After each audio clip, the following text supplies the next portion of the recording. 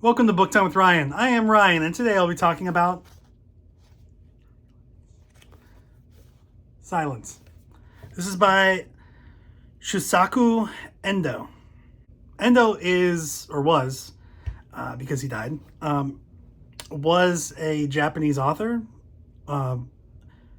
considered one of the greats of his time, and this is a novel.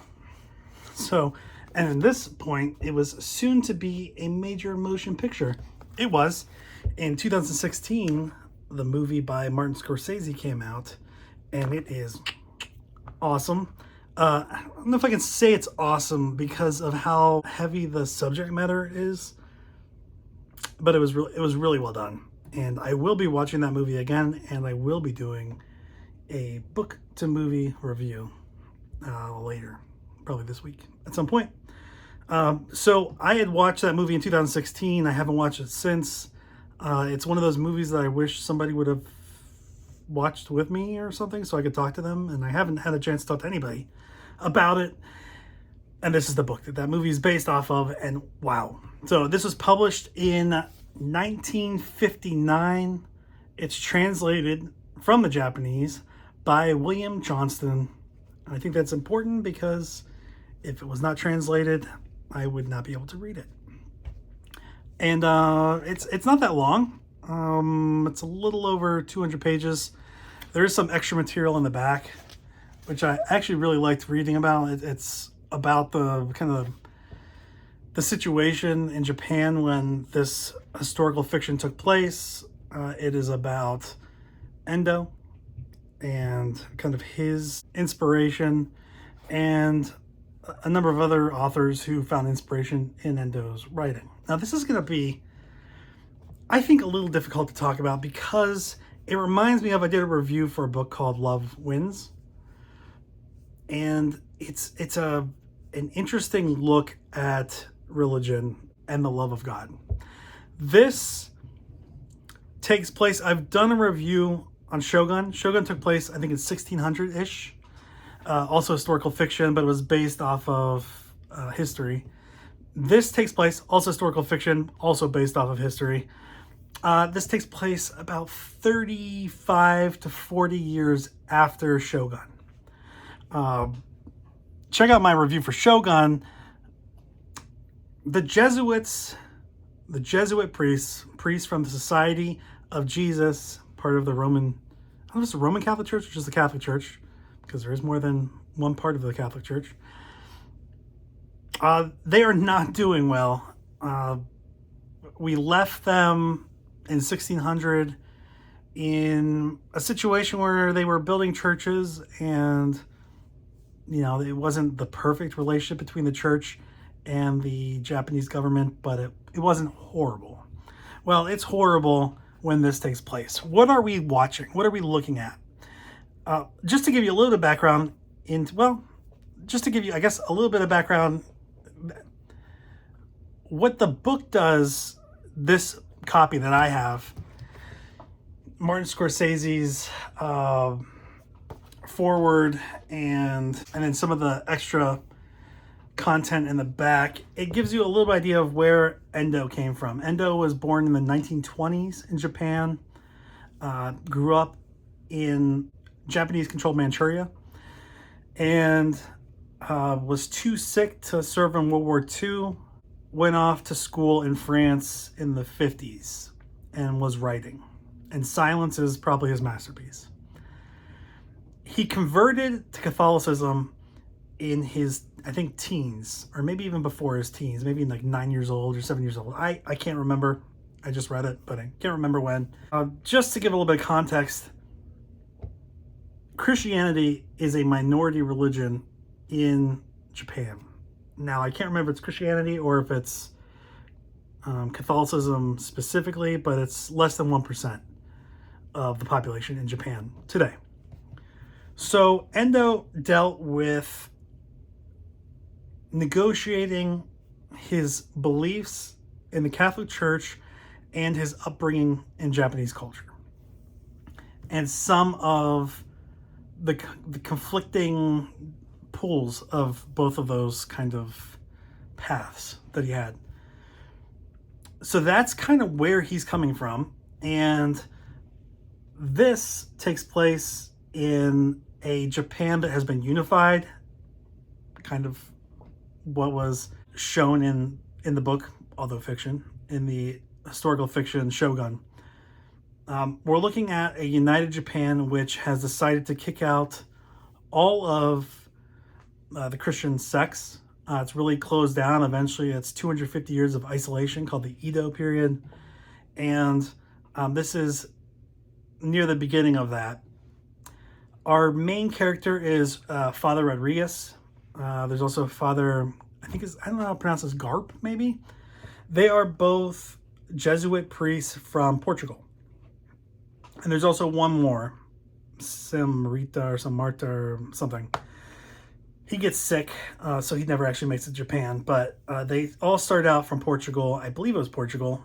And they want to go to Japan because one of their leaders, Father Ferreira, turned his back on the faith and renounced God, something called apostate. And it's kind of confusing because there's a lot of apostata somethings. And some of them mean that they're leading something. Some of them mean that they've renounced it. But apostate. They think maybe Ferreira was killed. Maybe this is just a nasty rumor from the Dutch.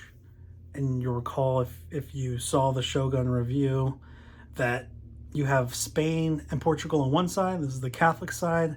And then you have the Netherlands and England on the other. That's the Protestant side. And they're both trying to have some kind of influence in Japan, and they're both chipping away at each other's reputations. So they think there is a chance that the Dutch may be saying this to just embarrass the Catholic Church, and specifically the Jesuits. And they want to figure out what happened. So these two priests, they request to be able to go. This is 1635 or 1637. So it takes a while. They have to go around Africa. They stop in Goa, a state along the coast of India. And then they continue on to Macau in China. And that's kind of where they stay for a while until they can find a way to get into Japan. They find a single Japanese person in Macau who's willing to go with them into Japan. This guy is a drunk. He is shifty. They don't believe that he can be trusted, but he's really the only option they have. And his name is Kichijiro. Jiro. My pronunciation's horrible. I'm sorry. He's a very frustrating character. And he was frustrating in the movie. I'm not going to talk about the movie yet, but he was frustrating there, and he's very frustrating in this. And he is a weak, annoying betrayer. He's basically Rodriguez is our main character. Rodriguez's Judas. And there are a number of times where he betrays not only the priests, but also the towns that are harboring them. And that results in a number of people being killed. And he constantly comes back. And it's interesting because Rodriguez is disgusted by him, but also can't hate him, but does. Because he can't forget that he was betrayed by Kichijiro.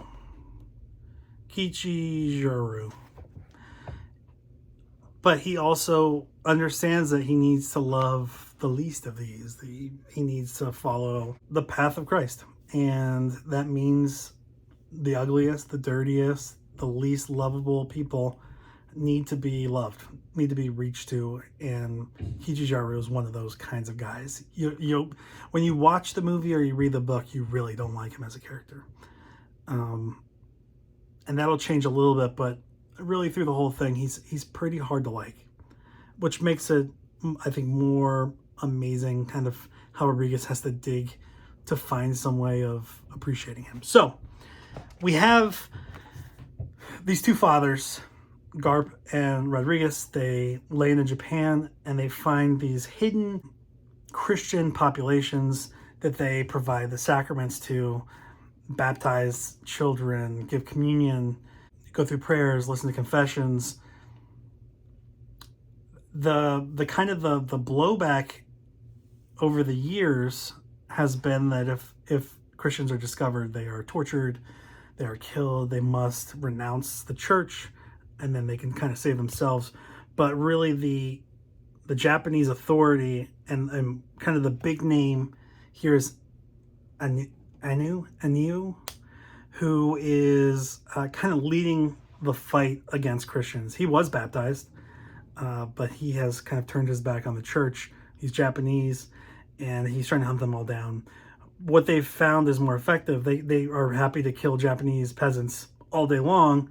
What they find is more effective is taking out the priests from the Catholic Church. Not taking them out as in killing them, although that has happened, but basically have them question their faith, renounce the church, and they believe that will do more damage to Catholicism in Japan, more damage than anything else.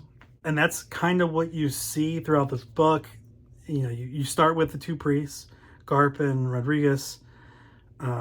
They're hiding out and they're providing support. They are really dedicated and understand their mission and how hard it's going to be. They also want to find Father Ferreira. They haven't found any information on him yet, but they also know that it's dangerous. And eventually there is somebody who betrays the first town that they're in. They try to get away. They come to another town. They split up. The two priests split up, come to another town. That one's also been betrayed. And then our main character, Rodriguez, runs into Kichijaru, who says that he'll take him to another island where he can be safe, but he actually turns on him and again betrays him.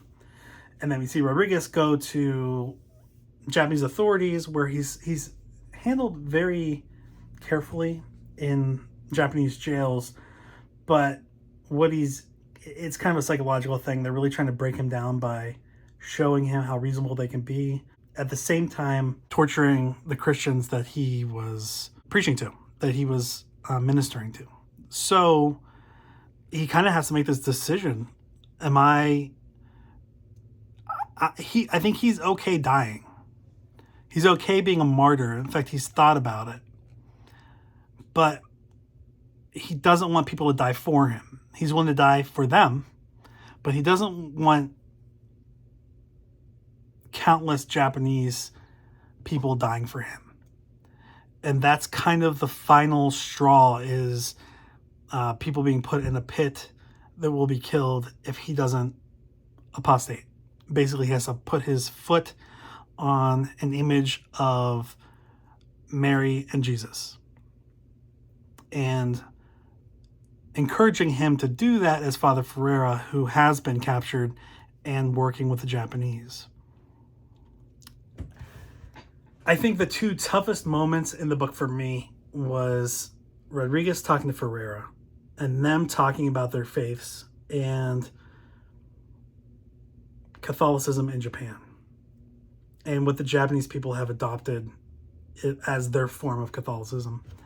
But I think the big part, and this is spoilers here, but right as he is about to step on the artifact, he hears a voice. Now, through most of this book, you see Rodriguez start to break down as things keep going wrong, and he starts to question why God allows these things to happen to his people.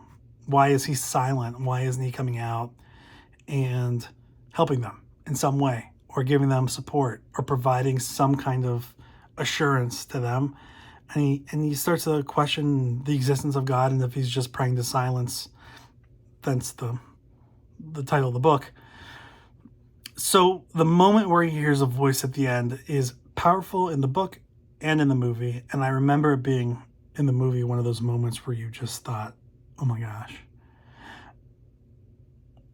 And that was one of those things where after the movie, I wanted to talk to people and there was nobody in there to talk to. But that's kind of what it is. It's really questioning faith and what it means to be a Christian and what Christian love is. That's why I think it kind of is related to Love Wins. It's Rodriguez questioning if his loyalty is to God, to be Christ-like, or if it is to the Catholic Church, or if he can do one thing that's not seen as right by the Catholic Church, but is Christ-like in its application, basically saving others, hurting himself to save others. The ultimate act of love that is also extremely painful for him. Father Ferreira talks about that a little bit. I really enjoyed the book. I cannot wait to watch the movie again. I give the book 5 stars. It is it's not a long book, just over 200 pages, but it is a deep book. It's not hard to read, but it is a book that will make you think. It's done in first person and third person, and part of it is done through letters of Rodriguez. Some of that is just third person. I don't know where that third person is coming from. And then there are also other letters from Dutch merchants and stuff. So you do get the feeling, I think, at the end that Kichijiro was loyal, flawed, weak, but also loving. And there's also an interesting look at Judas and thoughts about his role in what he did. I think it's a great book. It's a book that will make you think. I think it's a book that really draws you in. It's certainly a book that I kind of sat there thinking about after I read it.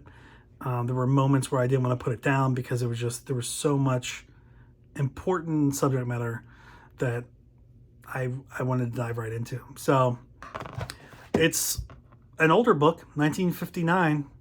It's a book that was translated from Japanese, but it is a modern classic, and it's by Shūsaku Endō, who almost won the Pulitzer Prize. Almost won the Nobel Prize. He came in, I guess, in second behind some other person. I don't know.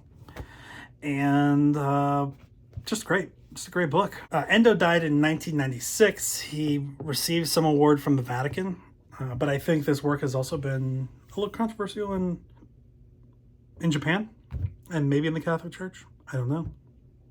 I'm not Catholic, Protestant, but I found it powerful and heavy and extremely well done. Highly recommend it. And I will watch the movie at some point in the next week or two and do a comparison of the book and the movie. But from what I remember, they're fairly similar. So we'll see what the differences are. But they're both well done. So thanks for being here today. I am wearing a Pittsburgh Pirates hat from the P, and the color is from, I think, the 1920s. So before they were black and gold. And I like it. I've been wearing it this week. The Predators lost in the playoffs. They have been eliminated. It was hard to see because I felt like they played the better series. It just didn't go their way. And it's hard. So, thanks again, and I will talk to you later. Have a good one.